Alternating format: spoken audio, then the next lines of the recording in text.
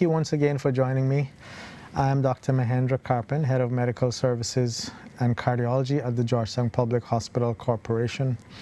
We continue our conversations on the program Your Doctor and COVID, where we discuss many topics that are relevant to the COVID-19 pandemic. And we continue to take your questions on WhatsApp at 620-6275. And if you can send us an email, please feel free to do so at docandcovid@gmail.com. I am alone in studio today, so I will take my mask off. And right now you can see, or I'm telling you, that it's covering both my nose and mouth. And I'm going to use the straps to take them off. So we continue this conversation by looking at questions that are sent in to us from viewers and listeners. And more often than not, they're very similar questions, very similar concerns that people are sending in. So we are sometimes able to blend many questions into one or two major topics. So here we go with the scenario and the question that was sent in. People with no symptoms are testing positive for COVID and are then doing self-quarantine. What are they doing that cures them after the quarantine? Can they then test negative? And how can I build my immune system? This is a great question because it allows us to look into quarantine and isolation. Because these are important behavior and important strategies to actually control the spread of this disease. And it is important because it's easy to do in theory, but it might be harder in practice to actually do this. Because human beings, we crave social interaction. We always like people around, we like to talk to people, we like to have people around us. And this, even though it sounds simple, it is a very difficult thing to do, especially if you are actually accustomed to having lots of social interaction on a daily basis. So looking at what is quarantine versus isolation, here are the difference mainly. In quarantine, you would have had contact with someone who tested positive. So it's a contact with a person who tested positive. And what should you do? Stay at home for 14 days, even if you do not feel sick. And we will explain why you need to stay home for 14 days. Isolation is different. You are diagnosed with COVID-19. So quarantine is for persons who have been exposed. Isolation is for those who have been diagnosed. The recommendation for isolation after you have been diagnosed is to stay away from people and household members and do not leave the home unless it is for medical treatment. It is important that we do the 14 days of quarantine. And why is that so? This will allow enough time to see if there are any manifestations of the virus or if the person will develop any of the main symptoms, which are cough, fever, tiredness, or difficulty breathing. The incubation period is the time between catching the virus and beginning to have the symptoms of the disease.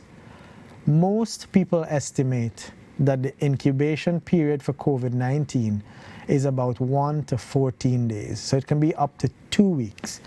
And most commonly, it is around 5 days. So hence, the time that we design for persons to quarantine or isolate themselves is 14 days. So because by that 14 days time, you expect that if they're going to show symptoms, they will show symptoms by 14 days.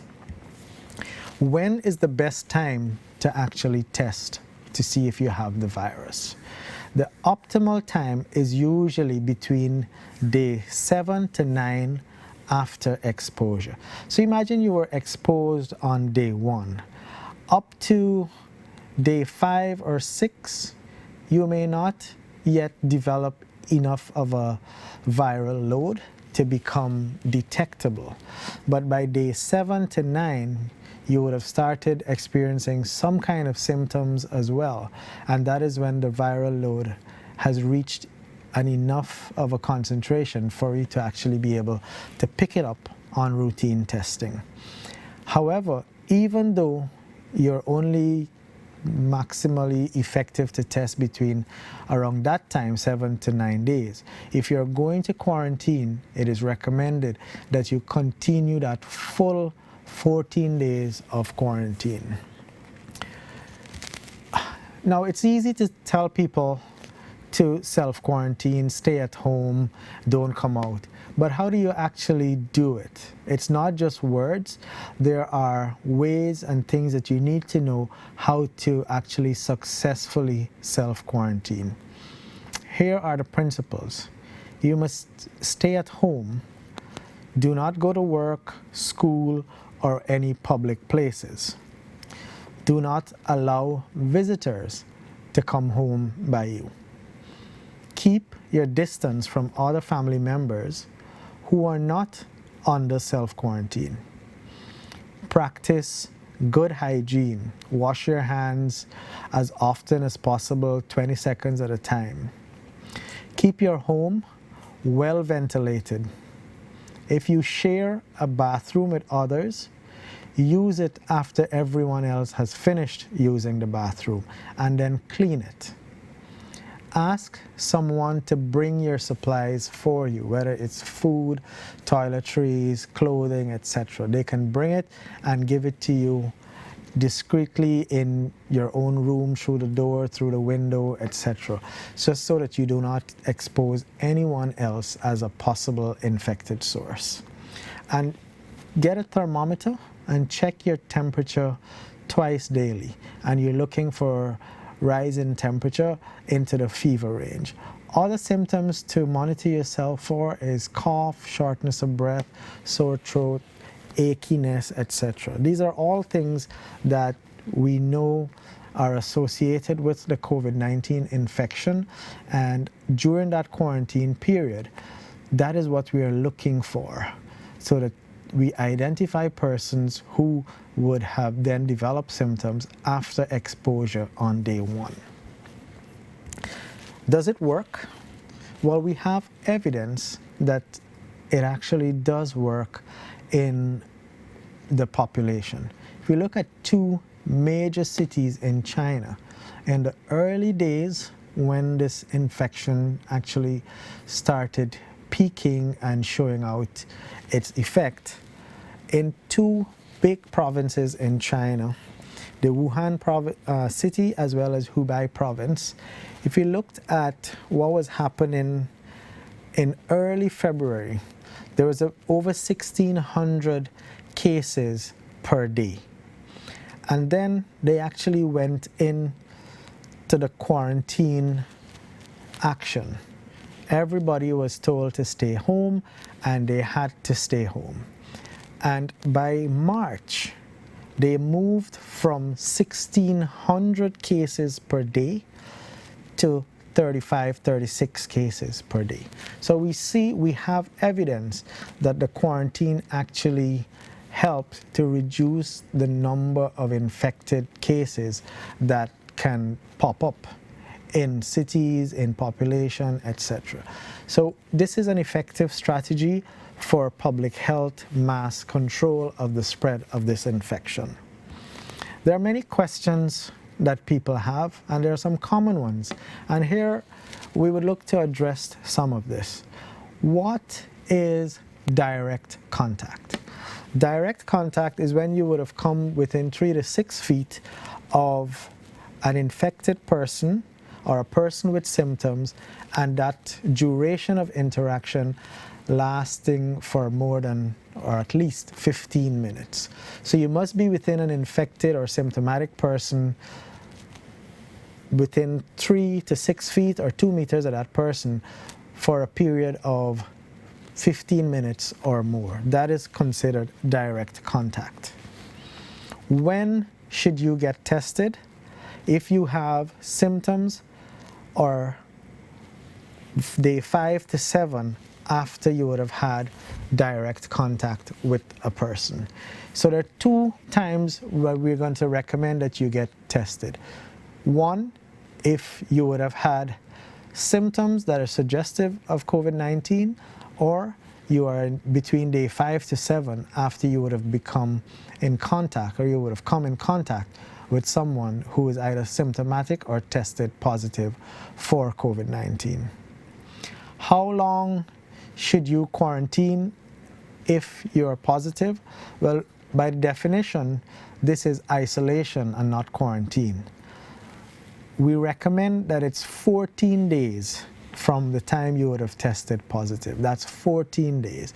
Now we are able to recommend something a little better than that, that if you have 10 days without symptoms plus 3 days without having fever or needing anything to treat fever, that's 10 plus 3, you can actually re-enter society and rejoin your work, your colleagues, your friends, etc.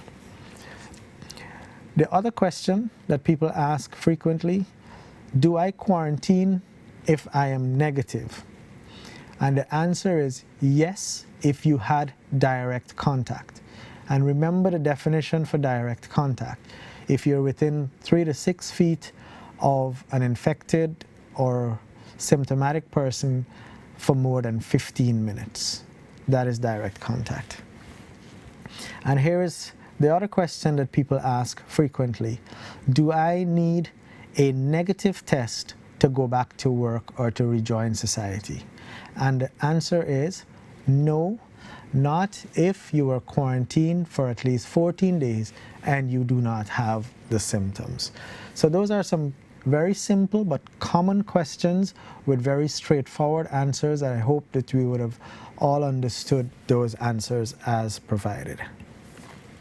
There's another concept that we need to recognize and perhaps discuss a little bit. That's the whole concept of a false negative result. So almost a third of persons who actually have the coronavirus may come back with a negative result. And which is why it's important that if you are exposed to a positive person or a symptomatic person, that the quarantine still takes effect even if you test negative, because there is a chance, a 1 in 3 chance, that you can be a false negative. And that's an important thing to understand, so that you could play your part in preventing the spread of this infection in the community in which you live or in the home in which you dwell. The next question that was part of the same topic that we're discussing is, how do I boost my immune system? And there are several things that we can do. One is to eat lots of fruits and veggies. That helps a lot because of lots of vitamins and minerals contained in these types of food. Building your social network actually helps your mental health, and that has direct impact on your immunity as well. Limit alcohol consumption. Lots of persons are tempted to consume increased alcohol being at home in quarantine or isolation, but that will actually weaken your immune system. Quit smoking, wash hands, get good sleep, take time to enjoy things and have a good laugh. Sometimes herbs and supplements can actually help boost your immune system. Stay positive, get a lot of exercise, and sometimes having a pet actually helps boost your immune system. The foods that we can eat are many that we find right in our own country, in the kitchen gardens in our homes, as well as the markets. Things like papaya or pawpaw, citrus fruits, these are oranges, tangerines, etc. Ginger, garlic, carrots, turmeric. These are all things that have been shown to help boost people's immune system. So hopefully that answers what we can do to boost our immune system. And before we go today, I want to just elaborate a little bit on the vital importance of social distancing. And if you imagine someone going about their normal behavior, normal activity, that one person, if they're infected, in 5 days can infect about 2.5 or 2.5 additional persons. And in 30 days, they can infect 406 persons cumulatively. If you reduce your interaction by 50%, one person can infect less persons in 5 days. And by the time you reach the 30 days, that becomes 15 instead of 406 persons. If your social contact and interaction drops to 75% of normal activity, by time 30 days, you would have reduced the number of persons that you can potentially infect to about 2 to 3 persons. So it's important to maintain social distancing while we practice all the strategies to limit the impact of COVID-19 infection. So remember, if you have questions, you can WhatsApp to 620-6275 or send an email to docandcovid@gmail.com. Thank you very much for joining us.